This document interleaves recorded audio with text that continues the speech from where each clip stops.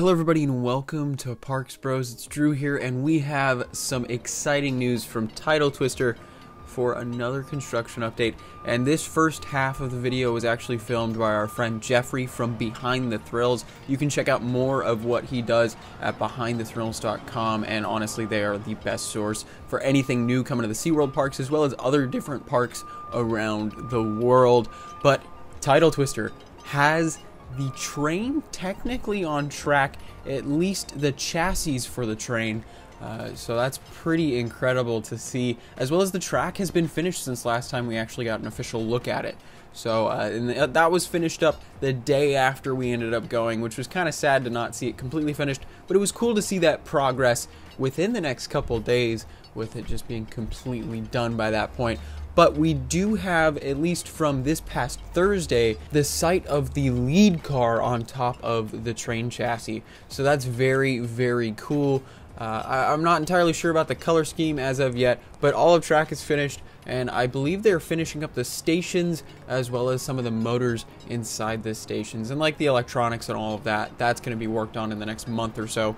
But it is very, very cool to see this shot with the lead car on top of the train, and it's crazy to think that within 2 weeks they completely finished all of the vertical construction and then put the actual chassis of the train on the track. So that's just absolutely amazing to me personally. But you can even see that double bogey system in action that they will be using for this ride. And what I mean by double bogey is that there is 2 different wheels per set, I guess is the best way I could explain it. So on Harley Quinn Crazy Coaster, there was only 1 wheel per side of the track, and that might have caused some bumping around that a lot of people have complained about. So what Skyline ended up doing for Tidal Twister is putting 1 wheel right next to another, and then putting 2, kind of a set of wheels per side, so on top of the track, on the side of the track,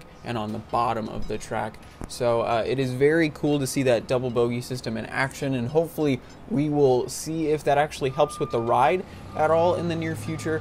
But you can even see these kind of weird fins on the side of the train that kind of like tilt outwards, like fins on an aquatic animal, just because we're at SeaWorld, so why not? But I believe these could be either for the brakes or even potentially the way that they could be tilting these train seats up 45 degrees. So if you didn't know, this ride will actually feature a system where to unload and load, the cars of the train and the train itself really will end up having to tilt upwards 45 degrees to make it, you know, a level 0 degrees with the ground itself. Because the way that this track is made, it will be banking at a 45-degree angle opposite to the stations, so it will be interesting to see if this ends up causing any trouble in the near future, because it is a brand new system, and the fact that the seats themselves and pretty much the cars themselves will be moving in a different fashion in comparison to the chassis of the train could cause some potential problems in the future. But we'll just have to wait and see for that in action, and hopefully we'll actually see testing within another week or so is my guess. So that's pretty incredible. Maybe even 2 weeks at the latest, but just the fact that they've gotten this up so quickly is incredible to me.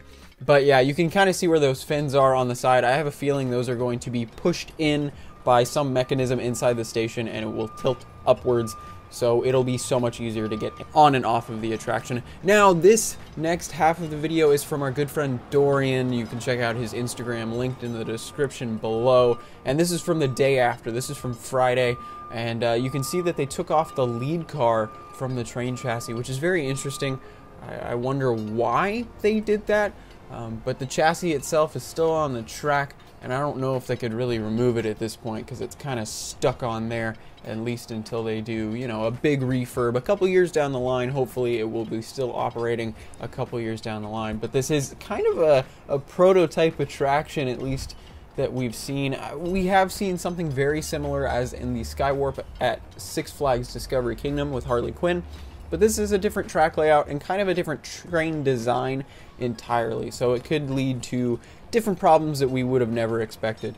So there is something that he did mention in the video though, and that is the fact that there were some black boxes showing up and being stored underneath the station. He was thinking it could be potentially something to do with the motors that will be powering this attraction, because it will have drive tires to push the attraction along, at least I believe, but I have not seen any holes where those drive tires could potentially go. So maybe there might be another mechanism using those fins that I was talking about to launch it along, but I really have no idea, because you can see in this shot here alone that there's not really any holes for drive tires, at least that we can see. So I'm not entirely sure how this will be propelled, but let me know if you know down in the comment section below. I'd love to hear what the actual propulsion measures will be for this ride.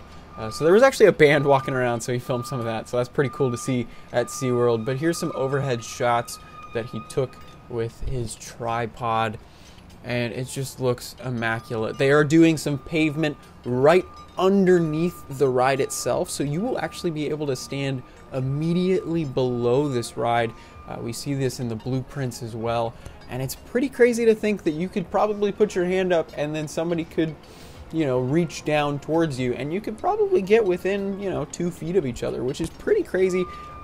But I'm sure they've made it completely safe and, you know, within the rider envelope, and it's very cool to even think about just that interaction with the ground while you're on the ride itself. Since you won't really be getting too much racing interaction with the other half of the train, but the fact that you could potentially be getting that connection with, you know, just regular people walking by is very, very cool to think about. Some of my favorite moments have come that way from being on Frisbee rides.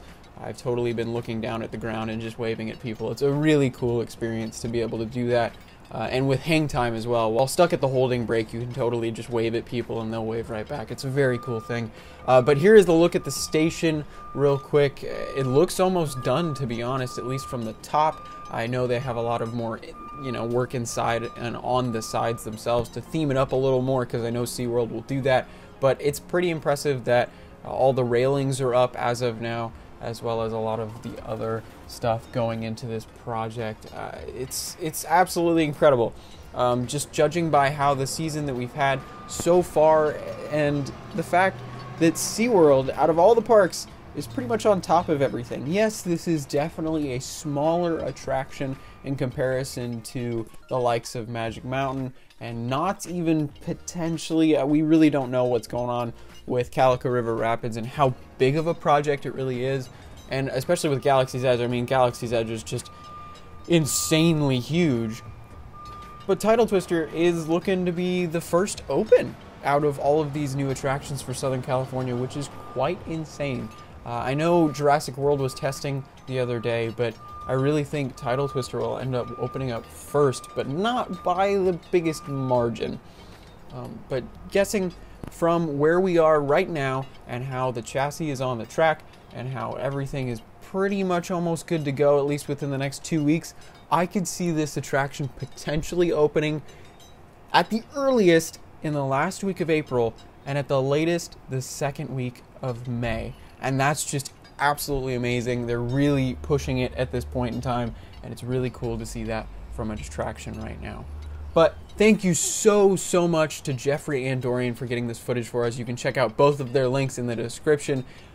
And of course, thank you so much for watching. We just passed 4,000 subscribers as of yesterday, and that's an incredible milestone that I honestly did not think I would hit at least this quickly. I was expecting another 2 years to get there, but it is absolutely incredible to see how this community has grown in the past year alone. So I gotta thank you guys again for helping us reach that milestone, and make sure to stay tuned for April 4th. We will probably have a second birthday celebration for the channel, as well as some unexpected changes, or maybe expected. I know I've been teasing it, but regardless, thank you again so much for watching, and of course, as always, we'll see you on the next ride.